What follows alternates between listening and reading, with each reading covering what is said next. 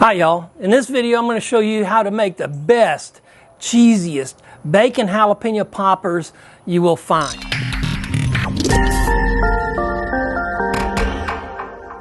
Hi y'all, Don here with Southern Backyard Cooking.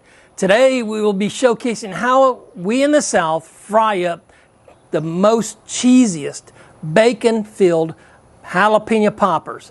We're going to do it in 7 easy steps. If you like my video, please make sure you subscribe, ring that bell. Okay, step number 1 is to light our fryer and get the grease heating up. So first thing I'm going to do, I'm about to light it, is I'm going to turn my gas on, my propane on.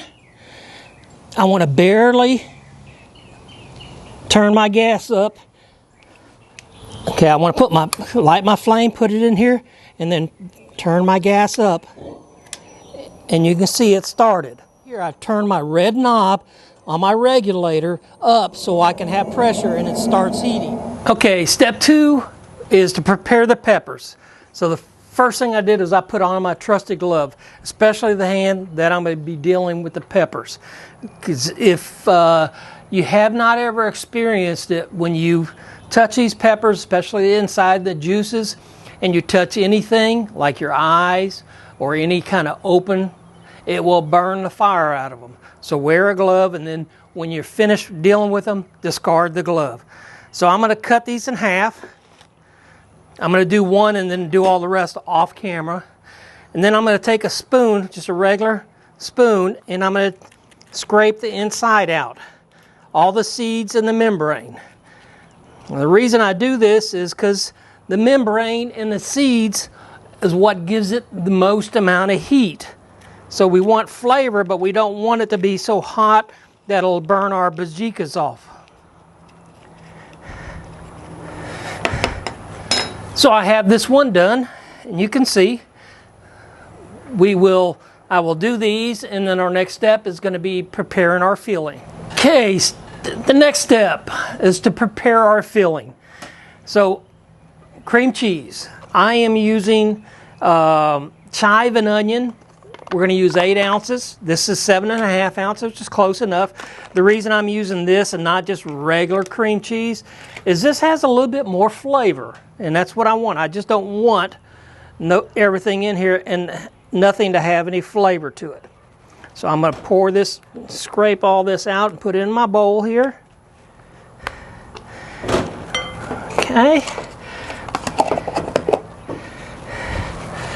And then 1/4 cup. You can use your favorite cheese. I'm using cheddar cheese. You can use a pepper jack. You can use jack mixture. Just 1/4 cup is all it takes. I have 4 slices of bacon. We had bacon this morning for breakfast, and this is just some of the leftovers. I wanted to use some Tony Chachere's again to give it some flavor. I'm using 1/4 teaspoon, so not much. And then I'm just going to mash it all together, mix it all up. This is going to be my filling. Okay, so my next step is going to be actually stuff the peppers. So what I'm going to do is I'm going to take some of this, and I'm going to mash it in. Now I don't want it to be level like this. I want it to be just a little bit mounded. I want it to have a little extra.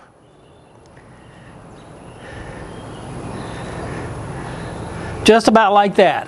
Now I'm going to do the rest of mine, and then we'll go to the next step. All right, so I got all my peppers stuffed. Now I'm going to get them coated. Okay, so I busted 2 eggs up, added about 1/4 cup of milk, mixed them up, whipped them up. I like using this whip versus a fork. Some people use a fork, but it's just something to get it all mixed up and look like scrambled eggs.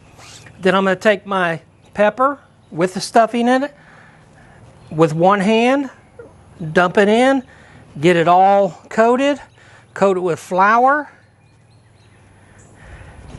kind of shake it off a little bit, dip it back in, and then go into my breadcrumbs. Now I'm using Progressive breadcrumbs. These particular breadcrumbs are seasoned, they're Parmesan. You can get them plain or you can do seasoned, either one. You don't have to use Progressive. A lot of people like to use panko. that's fine. Put them over here. I'm going to let them dry and sit for about 10 minutes. And then I'm going to recoat them in the egg wash and in the panko or the breadcrumbs. All right, now it's time for coat number 2. You probably hear I had the fryer heating up. Make sure it's getting hot. So again, I'm going to this time it's just going to go in the egg. I got fresh egg, fresh breadcrumbs. So I'm going to dip it into the egg mixture, right into the breadcrumbs. I want to get a nice coating on it. This really makes it good for when we're actually getting to fry them. So I'm going to finish these up, and by that time, maybe the fryer will be hot, and we can get to cooking them. All right, so our next step is to start cooking the poppers. What I want to do is, I don't want to put them into the baskets and then drop them down. I want to drop them directly into the grease. And make sure you drop them slowly so that they don't splash up. Now, one of the things you want to do is you want to cook these right at 3 minutes. So I have my clock on my phone set at 3 minutes so I won't overcook them. And I'm going to put 3 in each basket. Okay, it's been 3 minutes now, so I'm going to just pull them up, let some of the oil drain off them. Be a nice dark golden brown. I want them to drain off somewhat, and then I'm going to put them in a basket, or in this case, an aluminum pan with some paper towels up underneath them. And I'm going to cook the rest of these. All right, here is my platter of jalapeno poppers. So we're going to try one out. I cut this one up little bitty pieces.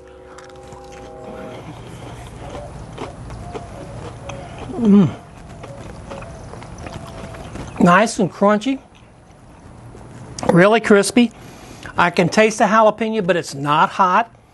I can taste the cream cheese mixture in there, and it's got a lot of flavor.